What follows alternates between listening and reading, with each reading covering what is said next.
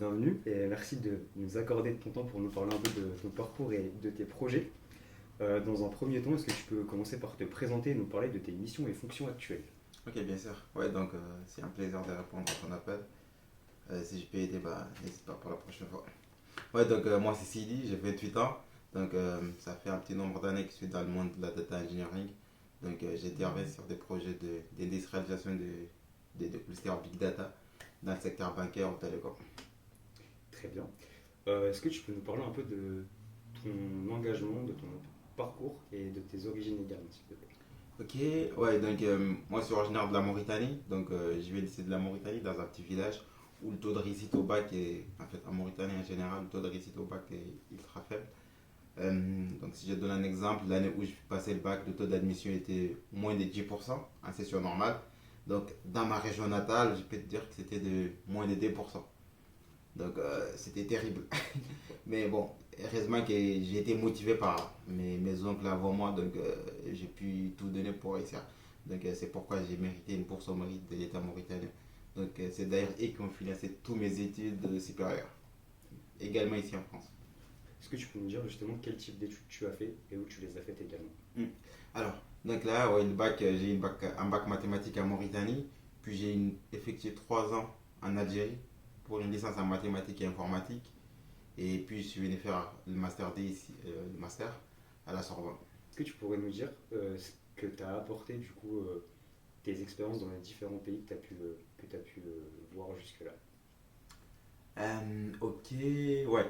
Donc j'ai eu l'occasion de découvrir pas mal de cultures, et ça m'a.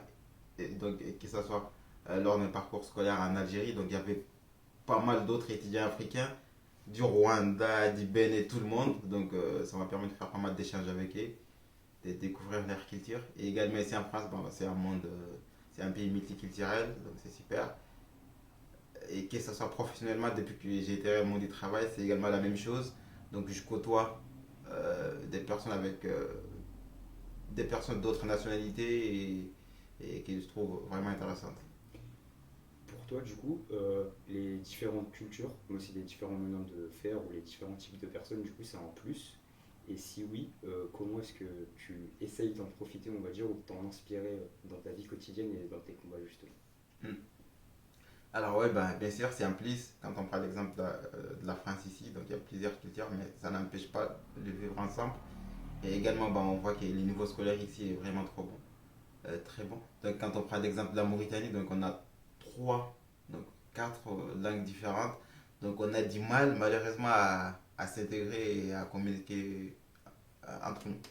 Donc et le fait d'être ici en France, ça me donne pas mal d'idées pour la Mauritanie. D'ailleurs, c'est grâce à ça que j'ai l'idée d'application. En partie grâce à ça que j'ai l'idée de lancer une application en Mauritanie que j'appellerai Carancompé. L'idée, c'est de reproduire des programmes scolaires en langue locale, donc qui seront disponibles sur cette application. Alors, du coup, justement, tu nous parlais un peu des difficultés que tu as pu avoir dans ton parcours scolaire, ou du moins qui sont existantes en Mauritanie. Est-ce que justement le langage est un des soucis, que ce soit le langage d'apprentissage à l'école par exemple, lequel c'est? Est-ce que c'est un langage particulier ou est-ce que c'est différent en fonction des régions? Alors, exactement, donc, comme je te l'avais dit, je viens d'un truc de la Mauritanie où la langue maternelle est le soninké. Oui. Donc, étant petit, donc, je parlais que le soninké. Je comprends pas le français et ni l'arabe. Ouais. Et en Mauritanie, donc, les langues d'enseignement, c'est soit de l'arabe, soit de français. Et vu que je comprenais aucune de ces deux langues, donc j'avais des difficultés à l'école. Donc, bon voilà. Donc, par contre, si les profs, bah, c'est pas grave que la langue d'écriture soit l'arabe ou le français, mais si on donnait l'opportunité aux profs de m'expliquer les cours en ma langue maternelle, ça aurait été plus facile. Donc, ça m'avait handicapé pas mal, surtout au niveau de la partie littérature. Ouais. Donc, en Mauritanie, donc, tout ce qui est littérature, c'est en arabe. Donc ouais, ça m'avait handicapé pas mal sur ces côtés-là. Donc d'ailleurs au bac, c'est ce qui m'avait sauvé, c'est la mathématique et la physique. Bah, c'était des matières scientifiques. Bon, j'avais un petit peu de difficulté en français et en arabe, mais je pense plus de difficultés en arabe. Pas parce que je n'avais pas l'arabe comme on tendance à le dire certaines en Mauritanie. Bon, si tu comprends l'arabe, c'est ce que tu n'es pas l'arabe, mais c'est pas du tout ça. Bon, c'est juste que je suis grandi dans un environnement où j'ai qu'une seule langue maternelle que le Bien sûr. sonique. Donc voilà. Donc après ça, donc après le bac, j'étais allé en Algérie pour en mathématiques, licence en mathématiques et informatique. Donc c'était HLF. Lorsque je suis arrivé après, il y avait un compatriote qui m'avait dit, ah ouais, Sidi, ben, bienvenue. Et j'espère que tu comprends l'arabe. Je dis, mais pourquoi tu me poses cette question? Et là, elle me dit, ouais, bah, parce que certaines de vos matières sont en arabe. Je dis, ah ouais, là, je suis tombé du haut. Là. Je peux dire qu'en un mois, je perds plus de 10 kilos. Ouais. À ce point-là? Ouais. Ouais, bah, bien sûr. Bon, lorsque je suis allé en Algérie, j'avais des ambitions. Je dis, ok, bah, je vais être major de la promotion, je vais être premier de la classe, je vais avoir des bonnes notes pour aller par la suite étudier en France ou aux États-Unis. Donc, c'était ça mon objectif lorsqu'il est arrivé. Bah, lorsqu'on m'avait dit que, ok, bah, tu vas apprendre la mathématique en arabe, la physique en arabe, alors que c'est qu'au bac, c'est exactement, c'est en partie grâce à l'arabe que j'ai cheaté. Bon, après, j'ai mérité la bourse, mais c'est l'arabe qui m'avait handicapé. Ouais. Donc faire ça, bah, ça sera compliqué. Donc, la- c'est ce que j'avais cherché à faire, bah, c'était de changer d'université. Donc à Alger ou encore dans certaines d'autres villes en Algérie, c'est en français. Donc ça dépend des villes en fait. Donc j'ai cherché à effectuer un transfert, mais ça n'a pas abouti.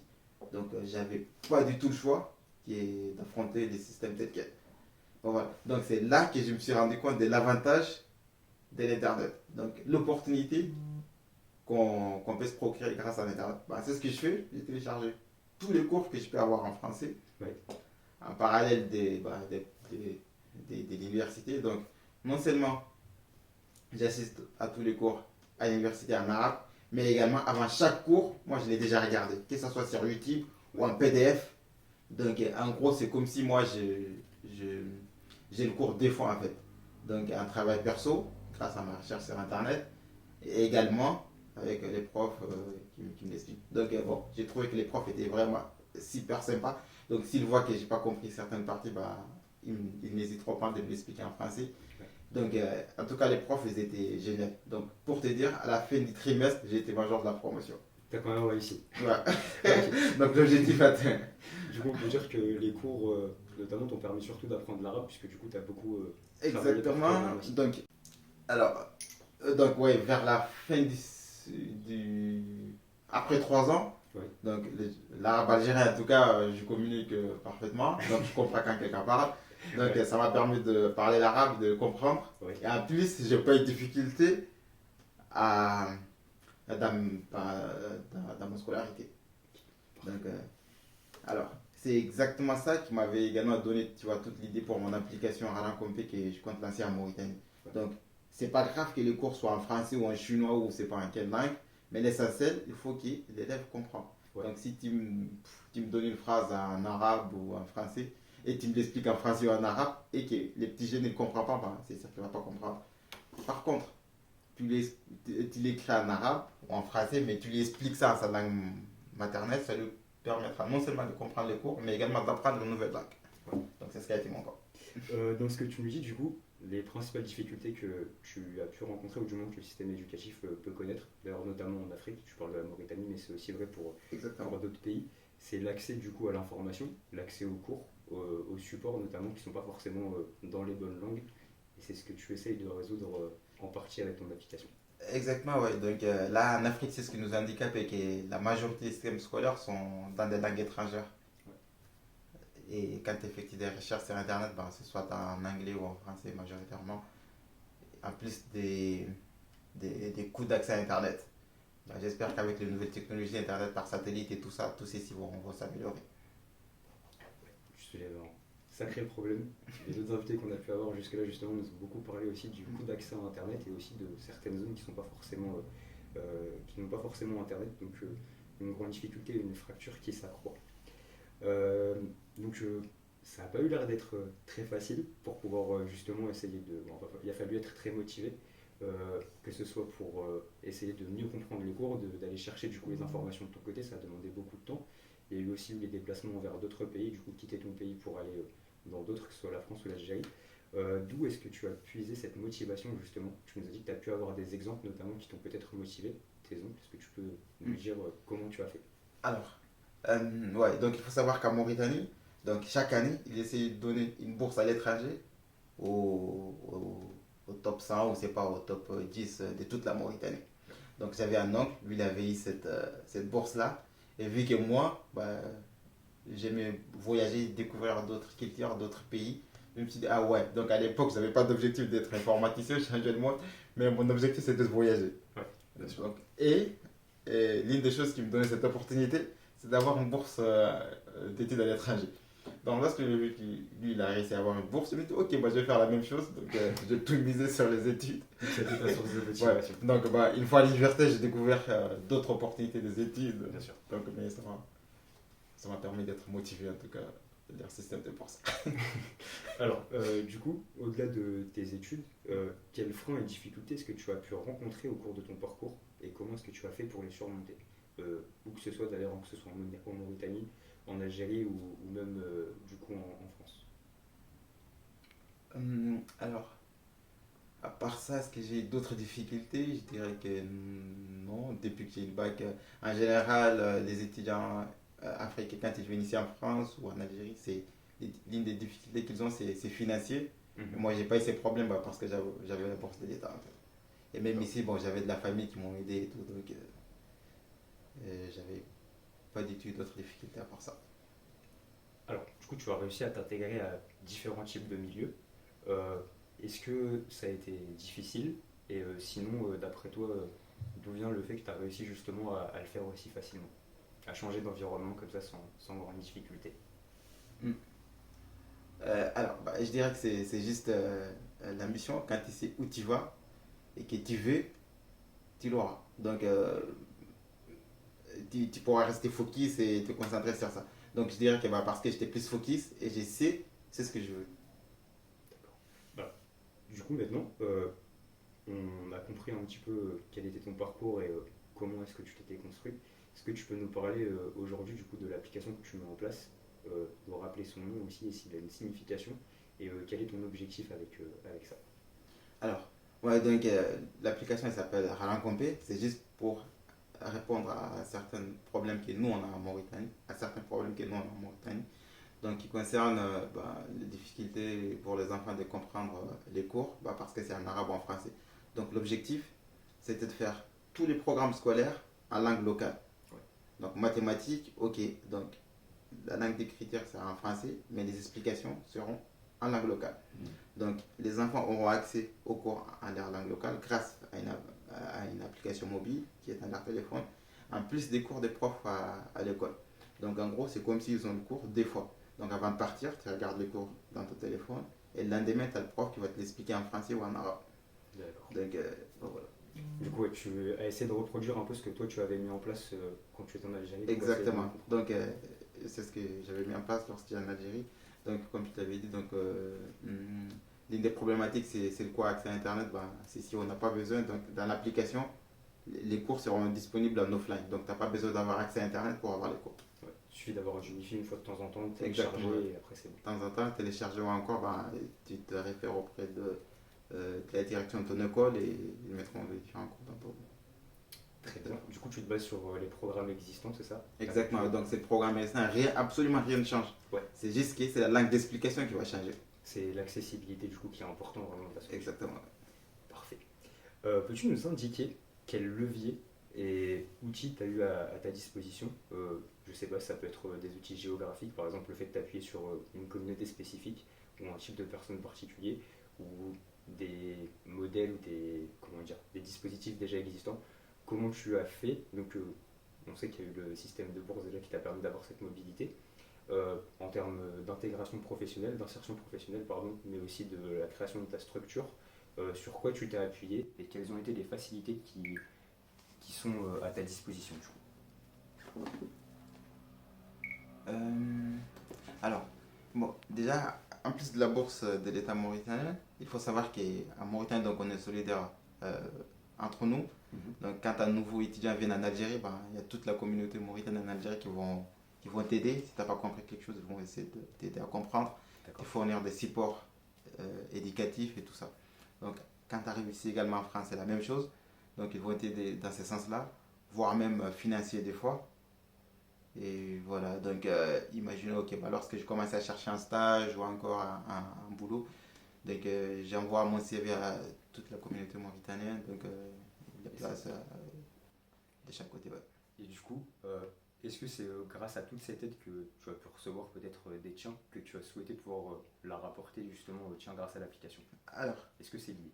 donc, euh, moi, j'aime ça dans l'obligation de rendre à la Mauritanie tout ce qu'elle m'a apporté. Ouais. Donc, comme je te l'ai dit, depuis que j'ai commencé les études supérieures, c'est eux qui ont financé mes études et également mes parents en Mauritanie. Donc, ça sera une façon de les rendre, c'est ce qu'ils m'ont apporté. Donc, en plus de ça, d'ailleurs, moi, je croise pas mal des Africains dans les différentes entreprises où je passe. Et ils ont tous cette frustration, cette sensation de culpabilité d'être en France. Je sais pas si tu as compris ce que je veux dire. Donc, Ouais, en bien sûr. gros, c'est comme si le fait qu'ils sont ici, euh, et ils ont abandonné l'Afrique ou ils ont abandonné leur pays. Donc, ils ont tous ces projets de retourner un jour. Ouais. Ou vont pouvoir y apporter quelque chose. Exactement, ouais. Du coup, on essaie tous d'apporter quelque chose à notre échelle. Donc, grâce à ça, bah, j'espère que mon implication répondra aux différents problèmes que je vais résoudre. Très bien. Euh, Peux-tu nous dire quel est ton rêve, ton utopie pour la Mauritanie dans un premier temps, à court terme et moyen terme, et dans un second temps pour l'Afrique de manière générale? Alors, donc là, pour la Mauritanie à court terme, bah, c'est de participer aux réformes du système éducatif et c'est d'apporter un système éducatif plus compétitif, mondialement parlant. Donc ça, c'est à court terme. Donc sur le long terme, bah, c'est d'y retourner, pourquoi pas, ou encore essayer d'être entre la Mauritanie et la France, même si en ce moment, je pars de temps en temps à hauteur de un mois par an. Ouais. Donc essayer d'être plus présent pour comprendre les nouveaux problèmes. Ne pas te déconnecter des enjeux pour justement Exactement. pouvoir essayer d'y répondre. Très clair. Et qu'est-ce que tu aimerais voir dans l'évolution de l'Afrique sur les prochaines années, notamment de sa jeunesse qui commence à prendre une part de plus en plus importante et qui commence aussi à avoir une influence très importante à travers le monde? Alors, donc là, bon, et si on citer quelques statistiques, il faut savoir que là, actuellement en Afrique, nous avons 60% des terres arables, je pense que c'est le bon mot. Oui, tout à fait. Ouais, 60% des terres arables, alors que nous nourrissons que 7% du monde. Quand on prend l'exemple de la Chine, ils ont que 5% et ils nourrissent plus de 20% du monde. Donc c'est des chiffres qui attristent en tant qu'Africains. Donc qu'est-ce qui fait que nous avons toute cette ressource et que nous ne les exploitons pas. Donc l'idée, bah, c'est que l'Afrique contribue à la hauteur de son potentiel. C'est d'exploiter les ressources que nous avons bah, pour être indépendant du reste du monde. Donc là, quand on voit que tout est importé en Afrique, alors que nous avons toutes les matières premières, donc ça passe pas. Donc être indépendant, que ce soit être en autosuffisance alimentaire, et même technologiquement, essayer de construire notre propre technologie. Parfait. Selon toi, quelle est l'importance d'apporter de l'autonomie à cette jeunesse justement? Et comment est-ce qu'on fait pour lui donner cette autonomie au-delà? Euh, alors, donc, maintenant, l'importance bah, de la rapporter toute cette autonomie, donc, ça éviterait que tout le monde essaie de venir en Europe par tous les moyens. Ça éviterait toute l'immigration clandestine qui cause pas mal de drames dans la Méditerranée. Et bah, comment leur donner cette autonomie, bah, c'est juste pour commencer, pourquoi ne pas leur donner des objectifs, donc de leur faire des retours d'expérience comme c'est ce que tu es en train de faire maintenant. Et surtout, essayer de faire en sorte qu'ils aient des objectifs. Une fois que tu as un objectif, après, tu n'as pas besoin d'être poussé pour l'avoir. Après, tu sauras mettre toutes les dispositions. Tu sauras te donner toutes les dispositions pour atteindre tes différents objectifs. D'après toi, est-ce qu'il est possible d'avoir des acteurs nombreux qui se mobilisent ensemble pour répondre à différentes problématiques justement pour cette jeunesse africaine et lui donner les possibilités de pouvoir faire les choses, parce qu'elle est déjà, elle a pas mal de talent, de créativité et d'envie de faire. Parfois c'est justement encore une fois le manque de possibilités face à elle ou d'accès à ces possibilités qui la freinent un petit peu. Est-ce que tu penses qu'il est possible de ce qu'on peut voir aujourd'hui, d'avoir une coalition d'acteurs qui soit durable, c'est-à-dire qu'elle dure dans le temps et qu'elle ne se réunisse pas juste pour répondre à des intérêts très particuliers sur un laps de temps très court? Oui, je dirais qu'en fait, c'est ce qu'on essaie tous de faire en ce moment. Donc, j'ai vu que toi, tu as essayé de faire cette initiative, essayé d'inviter différentes personnes. Donc, j'ai déjà mis en place un système similaire à toi. Donc, je connais déjà pas moins de 10 personnes qui font la même chose que toi. Ouais. Et je suis sûr que nous serons tous partants de faire partie de cette coalition. En tout cas, de mon côté, ça ne me pose aucun problème.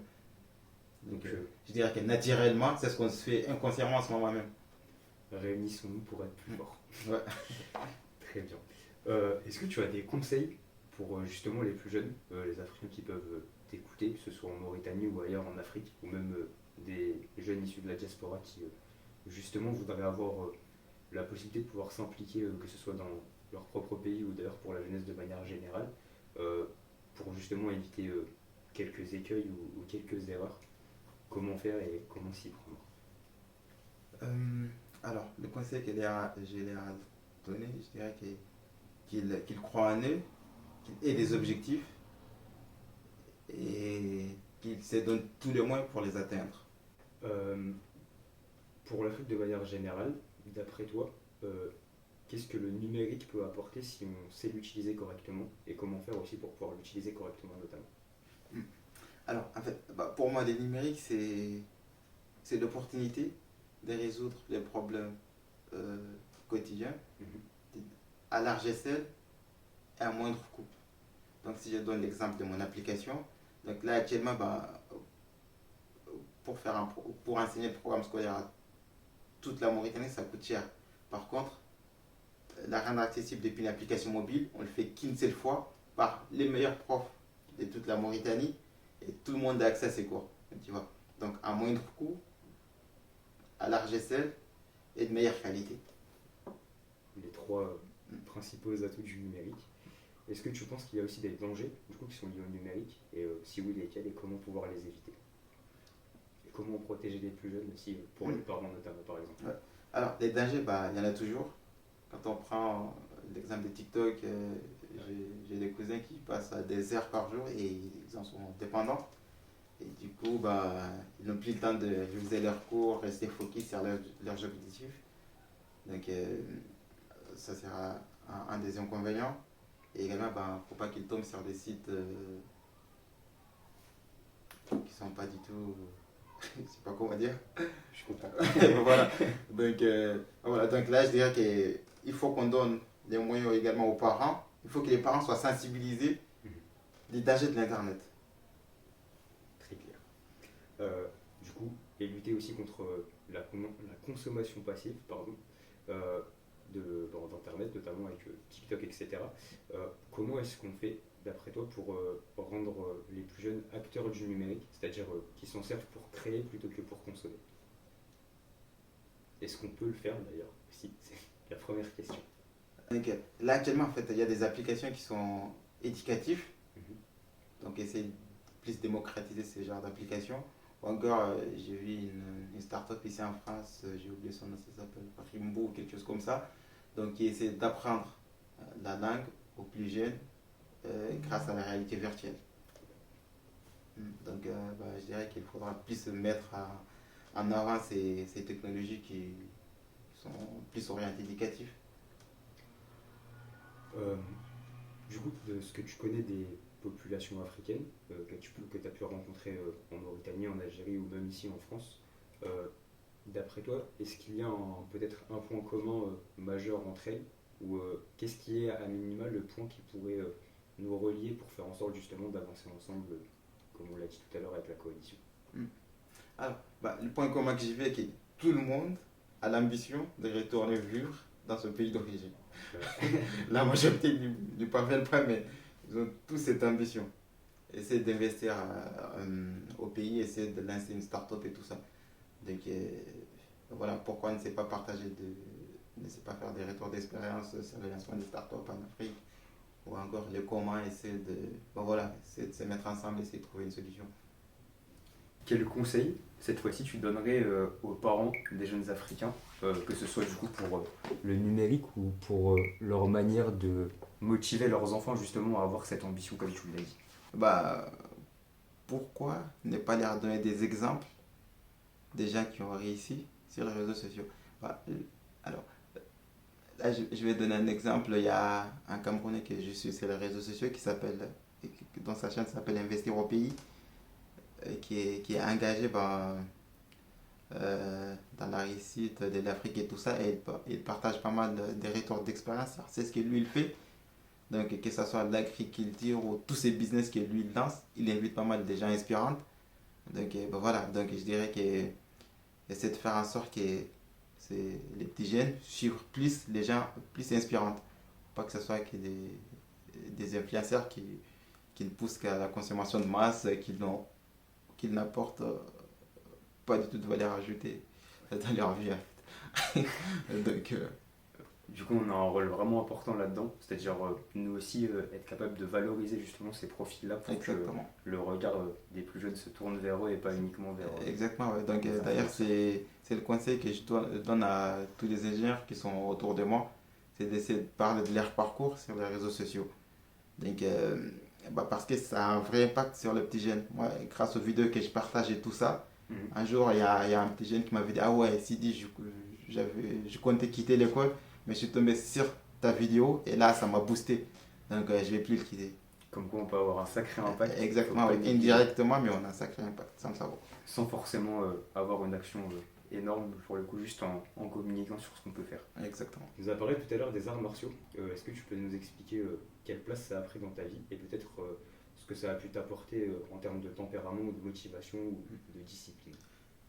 Ok, les arts martiaux, j'ai commencé par le karaté. À l'époque, j'avais 10 ou 12 ans. Donc, j'étais un enfant un petit peu bagarreur. Bon, voilà. Donc, pour me remettre sur le bon chemin, donc, mes parents m'ont inscrit dans un club de karaté. À l'époque également, j'étais pas mal inspiré par les films de Bruce Lee. Donc, ça m'a permis de canaliser mon énergie et d'être un peu plus discipliné. C'est une de tes passions du coup, est-ce que ça l'est encore aujourd'hui? Ouais, donc c'était l'une de mes passions et jusqu'à ce jour, je suis toujours dans le monde des arts martiaux. Et là, en ce moment, je fais pas mal de la boxe. Donc, j'avais des ambitions de représenter la Mauritanie aux Jeux Olympiques et pareil. Bon, c'est encore atteignable ou pas, on verra. On espère t'y voir en tout cas. Est-ce que tu penses du coup que pour les plus jeunes, justement pour pouvoir suivre ses ambitions et avoir cette motivation, il est important aussi d'avoir une passion à côté, quelle qu'elle soit? Ouais, donc on a tous des passions et un moyen c'est divertir. Donc, moi, c'était dans les arts martiaux que je m'y trouve. Et ça me permet également de me détendre ou encore de me libérer le cerveau après une journée intense, que ce soit à l'école ou encore au travail.